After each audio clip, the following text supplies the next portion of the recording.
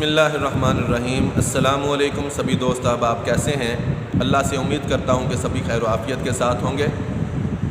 یہ ایک سوال پوچھا گیا تھا ایک بھائی کی طرف سے، سپورٹس مین ہے، کہ سر یہ بتا دیں کہ کیا جب ہاف بازو ہم نے پہنا ہوتا ہے، ہاف بازو شرٹ پہنی ہوتی ہے، تو اس میں ہماری نماز پڑھنا جائز ہے ناجائز ہے؟ اس کے بارے شریعت مطہرہ کا کیا حکم ہے؟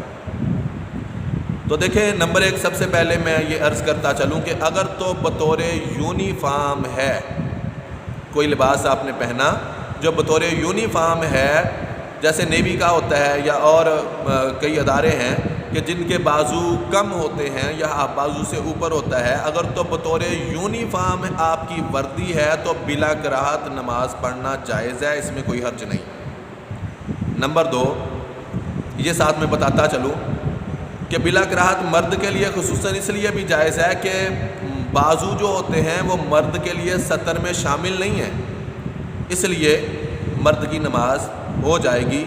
اور نمبر دو، عام آدمی کے لیے اس کا کیا حکم ہے؟ عام آدمی کے لیے حکم ہے کہ وہ پورے بازو والی شرٹ پہن کے اپنے بازوؤں کو ڈھک کر نماز پڑھے۔ لیکن اگر وہاں ایسا رواج نہیں ہے، جیسے کہ میں مثال دیتا چلوں کہ جیسے بعض عربوں میں ہوتا ہے کہ وہاں جبہ پہننے کا رواج ہوتا ہے جو سر سے لے کر پاؤں تک ہوتا ہے، چہرہ ننگا ہوتا ہے، اور ایسے بازو جو ہوتے ہیں اس میں ہاف ہوتے ہیں یا ہاف سے کم ہوتے ہیں۔ تو اب چونکہ وہاں پہ رواج نہیں ہے تو اب وہاں پہ کراہت نہیں ہوگی، ناپسندیدہ نہیں ہوگا، وہاں پہ آپ کا نماز پڑھنا جائز ہوگا۔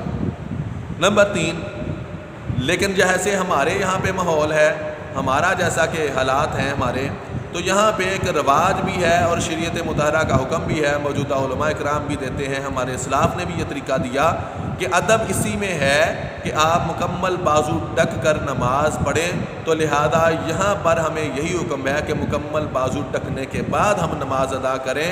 اگر ہم نے ہاف شرٹ یا ہاف بازو والی شرٹ کے ساتھ نماز پڑھی تو یہ بھی گناہ نہیں ہوگا، لیکن یہ عمل مناسب نہیں ہوگا۔ اگر یہ چیز مناسب نہیں ہے تو یہ کراہت میں آ جائے گا اور اسے مکروہ تنزیہی کہیں گے، یعنی ناپسندیدہ عمل۔ اس کا مطلب یہ نہیں ہے کہ یہ گناہ ہو گیا یا کوئی اور بات ہو گئی، تو یہ کراہت بھی آئے گی تو مکروہ تنزیہی میں آئے گی، ناپسندیدہ عمل ہے لیکن اس میں گناہ گاری نہیں ہوگی۔ امید ہے کہ آپ بات سمجھ کے ہوں گے۔ اللہ پاک مسئلے کو سمجھنے کی توفیق عطا فرمائے، آمین ثم آمین۔